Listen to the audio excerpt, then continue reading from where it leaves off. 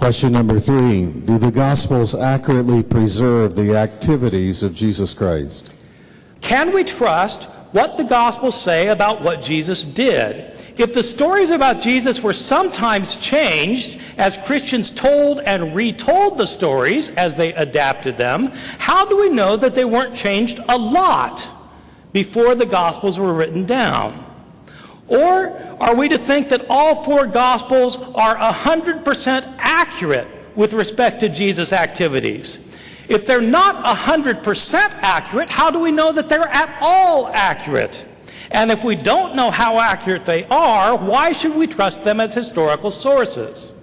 My own view is that it is absolutely certain that the Gospels did not give an accurate account of the things that Jesus did. For one thing, once again, there are many discrepancies in the accounts, as you can see for yourself, simply by reading them and comparing the Gospel stories for one another. Take any story in any of the Gospels and compare it in detail. Just do it yourself. Compare it in detail with the same story in another Gospel.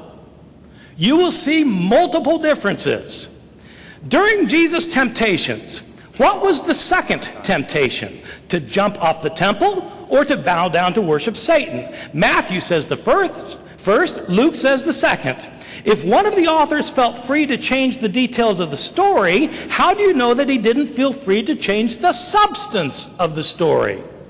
Did Jesus ride one animal into Jerusalem at the triumphal entry, as in Mark, or did he ride 2 animals, as in Matthew? Did Jesus have extensive conversations at his trial with Pilate, as in John?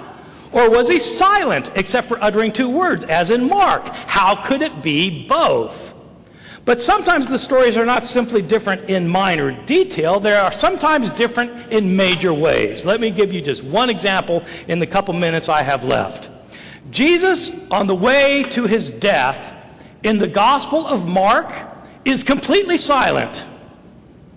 He carries his cross, or Simon of Cyrene carries his cross, and Jesus doesn't say a word. They nail him to the cross, and he's silent.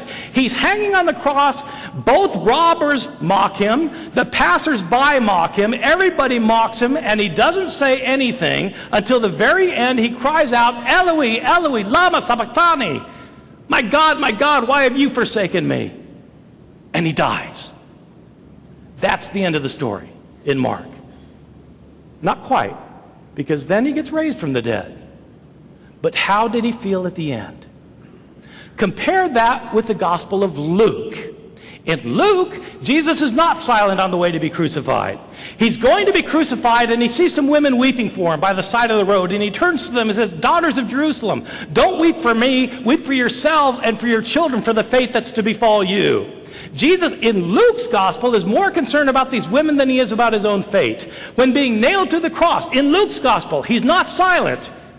He says, Father, forgive them, for they don't know what they're doing. In Luke's Gospel, he's hanging on the cross and he has an intelligent conversation with one of the robbers. Only one of the robbers mocks him in Luke. The other tells the first robber to be quiet because Jesus has done nothing to deserve this. He turns his head to Jesus and says, Lord, remember me when you come into your kingdom. And Jesus replies to him, Truly I tell you, today you will be with me in paradise. In Luke's Gospel, Jesus does not feel forsaken the way he does in Mark. In Luke's Gospel, he knows he's on God's side. God is behind the proceeding. He knows what's going to happen to him. He knows why it's going to happen to him. He knows what's going to happen to him after it happens to him. He's going to wake up in paradise, and this guy's going to be with him in Luke's Gospel. And at the end, rather than crying out, my God, why have you forsaken me? He doesn't say that in Luke. In Luke's Gospel, he says, Father, into your hands I commend my spirit. And he dies. This is a very different portrayal of Jesus going to his death from Mark. What everybody does, of course, is they take Mark's account and they take Luke's account and they smash them together into one big account. So Jesus says everything that he says in Mark, everything he says in Luke, then you throw in what he says in Matthew and what he says in John, and you end up with the 7 last words of the dying Jesus, which you find in none of the Gospels. You are free to do that, to smash them all together. So that Mark's portrayal isn't right, Luke's isn't right. What's right is the one that you've combined. But realize what you've done is you've written your own gospel rather than trusting any of the Gospels of the New Testament. The problem is the Gospels of the New Testament do not agree either on the sayings of Jesus or on the deeds of Jesus?